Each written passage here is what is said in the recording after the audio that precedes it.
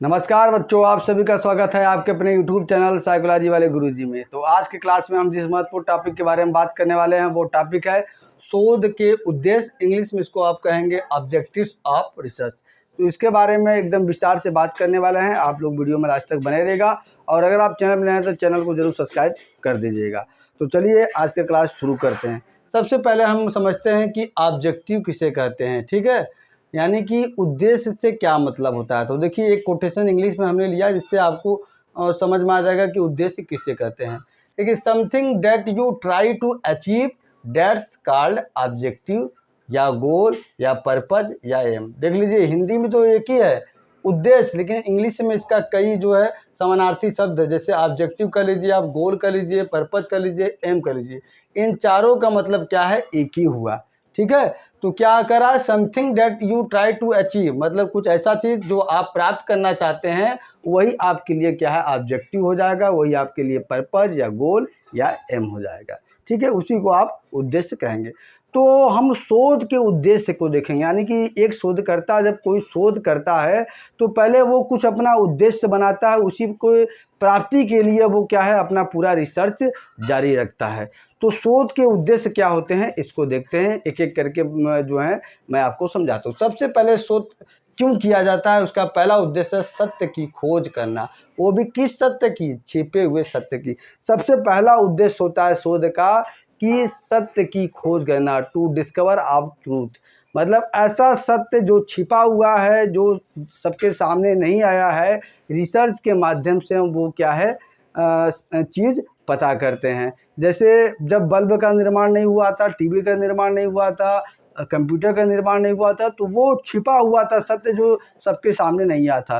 तो जो वैज्ञानिक थे इससे समझ उन्होंने क्या है अपना रिसर्च किया और रिसर्च करने के बाद वो क्या है सत्य सबके सामने आ गया। तो सबसे पहला ये होता है कि सत्य की खोज करना, वो भी किस सत्य की, जो ऐसा सत्य जो छिपा हुआ हो, सबके सामने ना आया हो।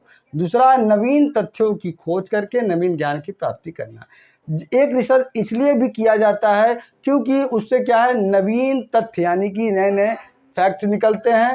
ठीक है, और उन फैक्ट की खोज करके उनके आधार पर क्या है, नवीन ज्ञान की प्राप्ति करना। जैसे कोई भी रिसर्च कोई भी सिद्धांत डेवलप किया जाता है। मनोविज्ञान में आप किसी भी सिद्धांत के बारे में बात कर सकते हैं। जैसे अधिगम का सिद्धांत है, पावलोव का कुत्ता वाला सिद्धांत है। तो उसमें आप देखेंगे कि पावलोव ने जब रिसर्च किया, एक पूरा रिसर्च किया, तब उससे क्या है कई प्रकार के उनको फैक्ट प्राप्त होते हैं, कई प्रकार के तथ्य प्राप्त होते हैं। और उन्हीं तथ्यों के आधार पर उन्होंने क्या है इस संसार को अधिगम से संबंधित नया सिद्धांत का प्रतिपादन करके दिया, जिसको क्या है क्या कहा जाता है, प्राचीन अनुसंधान कहा जाता है। ठीक है, तो नवीन तथ्य रिसर्च से क्या आपको प्राप्त होंगे, रिसर्च का ये उद्देश्य होता है कि इससे नवीन तथ्य की खोज किया जाए और नवीन तथ्य की खोज करके नया जो नॉलेज है वो संसार को दिया जाए। तीसरा है किसी विशेष स्थिति का सही पता लगाना। हमको किसी स्थिति, किसी विशेष सिचुएशन का अगर सही सटीक पता लगाना है तो उसके लिए भी रिसर्च किया जाता है। तो ये रिसर्च का उद्देश्य होता है कि किसी विशेष स्थिति का सही पता हम रिसर्च के माध्यम से लगा सकते हैं। जैसे मौसम वैज्ञानिक करते हैं कि आपके शहर में बारिश होने से पहले या कोई भी जो प्राकृतिक आपदा आने से पहले वो अलर्ट कर देते हैं। तो वो कैसे रिसर्च किया जाता है, रिसर्च करने के बाद जो फैक्ट निकलते हैं उसके आधार पे लोगों को आगाह किया जाता है। और उसके बाद एरोप्लेन आकाश में उड़ती है तो उसके लिए भी कैसे वो किस मार्ग से जाएगी, कहाँ उसे लैंड करना है, ये प्रॉपर क्या रिसर्च किया हुआ है, उसके लिए रूट बनाया हुआ है। ठीक है, तब वो काम करता है। तो रिसर्च का उद्देश्य ये होता है कि किसी जो विशेष स्थिति है उसका सही पता लगाने के लिए रिसर्च किया जाता है। और किस लिए रिसर्च किया जाता है, समस्याओं का निदान या समाधान करना। किसी भी प्रकार की समस्याएं, ऐसी समस्याएं जो जिनका समाधान नहीं प्राप्त हुआ है, उन समस्याओं का समाधान, उन समस्याओं का पहले निदान और उसके बाद समाधान किसके माध्यम से किया जाता है, रिसर्च के माध्यम से किया जाता है। जैसे कोरोना का पेंडेमिक सिचुएशन आया था तो उसमें सभी जो देश थे वो क्या है वो वैक्सीन का निजात करने में रिसर्च अपना जारी रखें। क्यों कि जल्दी से वैक्सीन बन जाए जिससे कोरोना को वायरस को वो रोक सके। तो उसके लिए रिसर्च किया और रिसर्च करने के बाद आप परिणाम देखेंगे सामने कि सभी देशों ने लगभग क्या है वो कोरोना को रोकने के लिए वैक्सीन तैयार कर लिया था। इसमें हमारे देश ने भी कई प्रकार के वैक्सीन को तैयार। तो ये रिसर्च का भी होता है समस्याओं का निदान, यानी कि पहले रिसर्चर क्या है, समस्या समझता है कि समस्या है क्या, फिर उसके क्या है निदान करता है, निदान करने के बाद जो डाटा प्राप्त होते हैं उससे वो समाधान करता है। पांचवा है वैज्ञानिक कार्यविधि के उपयोग द्वारा प्रश्नों का उत्तर करना। देखिए जो भी समस्या होता है ना उसको हम प्रश्न कहते हैं, ठीक है। जो हमको फाइंड आउट होता है, वो जो निष्कर्ष आता है उसको हम उत्तर कहते हैं।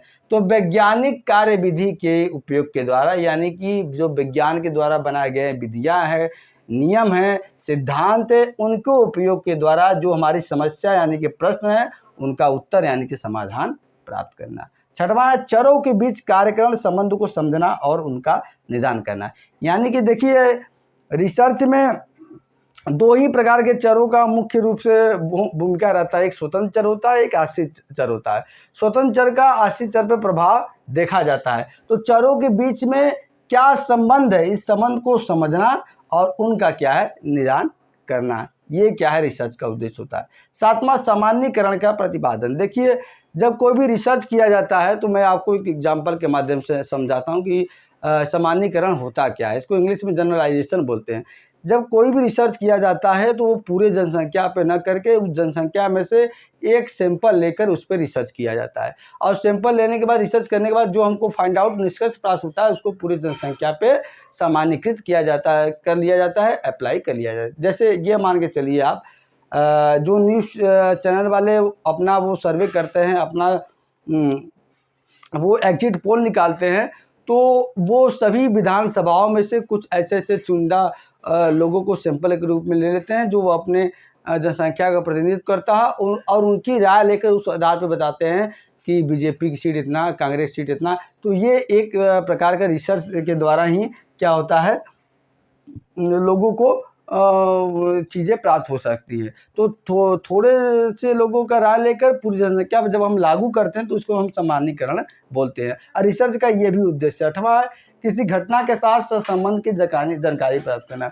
रिसर्च का ये भी उद्देश्य है कि अगर कोई घटना आपके समाज में हो रही है या कहीं भी हो रही है तो उसका क्या संबंध है, उस घटना के संबंध क्या है बाकी पहलुओं से, उसको भी देखने का काम या उसको भी प्राप्त करने का जानकारी प्राप्त करने का काम रिसर्च के माध्यम से किया जाता है। कोई भी घटना देश में हुई जो देश को काफ़ी हिला के रख दी, तो उसका क्या प्रभाव पड़ता है लोगों पे, या उस घटना का संबंध क्या है, या बाकी पक्षों में क्या प्रभाव पड़ता है, रिसर्च के द्वारा प्राप्त होता है। नौवां व्यवस्थित प्रश्न द्वारा सिद्धांतों का निर्माण कर। देखिए रिसर्च करने के लिए एक पूरा स्टेप बनाया गया है, उस स्टेप को सिस्टमेटिक वे में फॉलो करके क्या करता है प्रयास द्वारा नए नए सिद्धांतों का निर्माण किया जाता है। जब जब नए नए सिद्धांत नए नए विधियाँ जो है वो आती है आपके सामने, तो वो इन विधियों का अध्ययन करने के लिए रिसर्च का एक पूरा सिस्टमेटिक वे बनाया गया कि पहले आप क्या करेंगे। उन सभी स्टेप को मैं अपने इस क्लास में आगे आपको बताऊंगा। रिसर्च का A to Z मैं आपको क्या है इस सेशन में पढ़ाने वाला हूँ। ये आपके नेट साइकोलॉजी के लिए भी मददगार होगा ही, साथ ही साथ आपके पीजी के लिए भी, और बाकी बच्चे जिस भी सब्जेक्ट के हों। ये ऐसा पेपर है कि सब सब्जेक्ट में एक कॉमन है, तो इसलिए सभी बच्चे जो है चैनल से जुड़ जाइए और जो है प्रॉपर वीडियो देखते रहिए, ठीक है।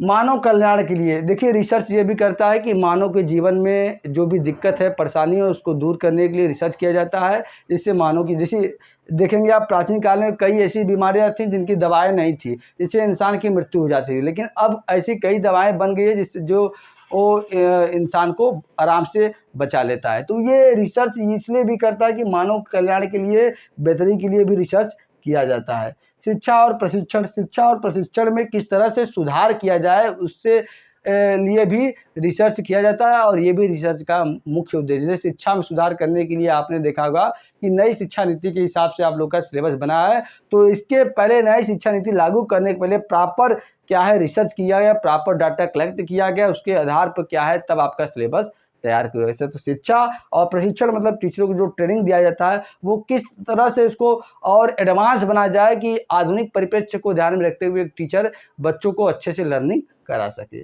सामाजिक परिवर्तन, समाज में आमूल चूल परिवर्तन लाने के लिए, समाज की स्थिति को ऊपर उठाने के लिए ये रिसर्च किया जाता है, और ये समाज के में रहने वाले व्यक्तियों के दैनिक जीवन में काफ़ी परिवर्तन। जैसे आप प्राचीन काल की बात करें तो आपने देखा होगा किस प्रकार के समाज थे, कैसे लोग रहते थे और उनके पास भौतिक सुख-सुविधा क्या था। लेकिन आज आप देखेंगे तो समाज का जो बदला हुआ रूप आपके सामने दृष्टिगोचर हो रहा है, वो सभी रिसर्च का ही देन है। बिना रिसर्च के कोई न सिद्धांत होता है, न कोई आविष्कार होता है, न कोई निर्माण होता है। किसी भी सब्जेक्ट मैथ हो, साइंस हो, जो भी थ्योरी डेवलप हुई है, जो भी फार्मूला डेवलप हुआ है, सब के पीछे पहले रिसर्च किया गया है, उसको आइडेंटिफाई किया गया है, तब जाके वो क्या है सिद्धांत या फार्मूला के रूप में आई। तो रिसर्च का उद्देश्य समाज में परिवर्तन लाने के लिए भी होता है। व्यावसायिक विकास मतलब व्यवसाय के क्षेत्र में किस तरह से आप आधुनिक चीज़ों का उपयोग करके और भी अच्छे से ग्रोथ कर सके, इसके लिए भी रिसर्च किया जाता है। जैसे पहले खेती करने के लिए प्राचीन तरीके की विधि थी, लेकिन अब कई टेक्नोलॉजी आ गई है कि टेक्नोलॉजी बेस्ड मशीनें आ गई, जिनसे क्या है पैदावार बहुत ज़्यादा हो जा रहा है और जो किसान हैं वो उनकी स्थिति भी बेहतर होती जा रही है। और ये केवल किसान ही क्षेत्र में नहीं, आप चिकित्सा में देखेंगे, आप और भी कई क्षेत्र में देखेंगे, इंडस्ट्री में देखेंगे, तमाम मशीनें एडवांस आ गई हैं, चिकित्सा में तमाम उपकरण आ गए हैं, जिससे अच्छे से इलाज हो रहा है और इंडस्ट्री में अच्छे से उत्पादन हो रहा है। अगला है मूल्यांकन और माप, यानी कि व्यक्ति के मूल्यांकन और माप करने के लिए भी क्या होता है रिसर्च किया जाता है। ऐसा जिस चीज़ से आप मूल्यांकन करते हैं, जो पैमाना बना है, जो मेजरमेंट बना है हर चीज़ का, जैसे व्यक्ति की लंबाई आप फुट में नापते हैं और आप व्यक्ति का वज़न आप क्या है केजी में नापते हैं, ठीक है। तो ये सब पैमाना जो बना हुआ है, इसको और भी बेहतर तरीके से करने के लिए, जैसे सूर्य से पृथ्वी की दूरी कितनी है, और भी एग्जैक्ट करने के लिए रिसर्च किया जाता है। मूल्यांकन और माप करने के लिए रिसर्च किया जाता है। साइकोलॉजी में कई प्रकार के टेस्ट बने हुए हैं, कई प्रकार की प्रविधियाँ बनी हुई हैं। तो ये सभी क्या है समय समय पे इन्हांस होती है, किसके माध्यम से, रिसर्च के माध्यम से। लास्ट है नीति निर्माण। नीति निर्माण क्या होता है, विभिन्न प्रकार की नीतियाँ, नियम या कानून बनाने होते हैं, तो उसके पहले प्रॉपर रिसर्च किया जाता है और रिसर्च करने के बाद तब क्या है वो लागू किया। जैसे राष्ट्रीय शिक्षा नीति जो नेशनल एजुकेशन पॉलिसी बना है, तो ये भी एक नीति नियम है, तो इसके पीछे रिसर्च किया गया, तब जाके इसको क्या है लागू किया गया। इसके पीछे ये उद्देश्य है कि सभी पूरे देश में एक समान जो है पाठ्यक्रम रहे, और पाठ्यक्रम क्या है एक मानक के हिसाब से रहे। कहीं जो है पाठ्यक्रम बहुत हाई है, कहीं बहुत लो है, ऐसा न रहे। इसको बराबर लाने के लिए ये चीज़ किया गया। तो नीति निर्माण के लिए भी क्या किया जाता है, रिसर्च किया जाता है। उसी प्रकार की चिकित्सा में, रक्षा में, उसके बाद शिक्षा में, किसी भी समाज में कोई कानून लागू करना हो, तो उस सभी नीतियों का निर्माण करने के पहले रिसर्च किया जाता है। उसके आधार पे क्या है पूरा डाटा जो होता है, उसके आधार रिसर्च निकाल के तब उसको लागू किया जाता है। तो इस प्रकार से ये क्या है ऑब्जेक्टिव ऑफ रिसर्च, यानी कि शोध के जो उद्देश्य होते हैं, मैंने जो उसका पूरा मुख्य पॉइंट था मैंने आपको हेडिंग के रूप में समझा दिया। आपको आशा करते हैं ये समझ में आ गया होगा। अगर क्लास आपको पसंद आ रहा हो तो वीडियो को लाइक करके चैनल को सब्सक्राइब कर दीजिए, और आपका जो सुझाव आप कमेंट बॉक्स में सुझाव कर सकते हैं। तो चलिए आज क्लास यहीं तक, मिलते हैं नेक्स्ट क्लास में किसी अन्य टॉपिक के साथ। तब तक के लिए आप सभी बच्चों का बहुत बहुत धन्यवाद। जय हिंद, जय भारत।